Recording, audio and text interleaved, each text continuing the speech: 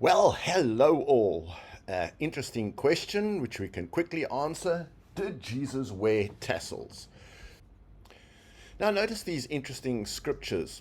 And behold, a woman which was diseased with an issue of blood 12 years came behind him and touched the hem of his garment. So here it talks about the hem of Christ's garment. And besought him that they might only touch the hem of his garment, and as many touched were made perfectly whole. So here we see that the hem of Christ's garment seems to contain healing power. And let's just have a look at Strong's, what Strong says about hem. So we see that hem is crespidon, and this is what it says: the extreme or prominent edge of a thing, edge, skirt, margin, the fringe of a garment. In the New Testament, a little appendage hanging down from the edge of the mantle or cloak made of twisted wool. A tassel, tuft. The Jews had such appendages attached to their mantles to remind them of the law. Let's have a look at where in the Old Covenant tassels were commanded. So have a look at Numbers 15, verse 38. So this is the Lord spoken to Moses. So this is the Lord's command. Speak unto the children of Israel and bid them that they make them fringes in the borders of their garments throughout their generations, and that they put upon the fringe of the border a ribbon of blue. And it shall be unto you for a fringe, that you may look upon it and remember all the commands of the Lord to do them, and that ye seek not after your own heart and your own eyes after which you used to go a whoring, that you may remember to do all my commandments and be holy unto your God. So these are the tassels that are spoken about, and if you have a look at it, the commandment is reiterated in Deuteronomy 22, verse 12. You shall make you fringes upon the four corners of your vesture wherewith you cover yourself. Let's have a look at what Strong says about these fringes. So, gadil, twisted threads, tassels, festons. So these are the tassels. You shall make for you tassels. Now, I think it's quite interesting if you have a look at why the woman came to Christ and wanted to touch the hem of his garment. Have a look at Malachi 4, verse 2.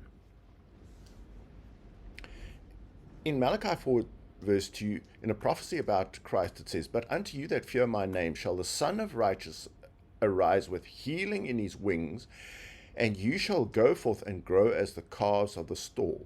So this healing in his wings. Again, let's have a look at Strong's, what these wings are. And Strong's is going to tell us kanaf. Wing, extremity, edge, wing, border, corner, skirt, wing, extremity, skirt, corner. The hem of the garment was the tassels. So this woman was reading Malachi 4, verse 2, and she thought, if I can only touch the hem or the tassels of his garment, I'm going to be healed. And her faith was in this prophecy that she found from Malachi 4, verse 2.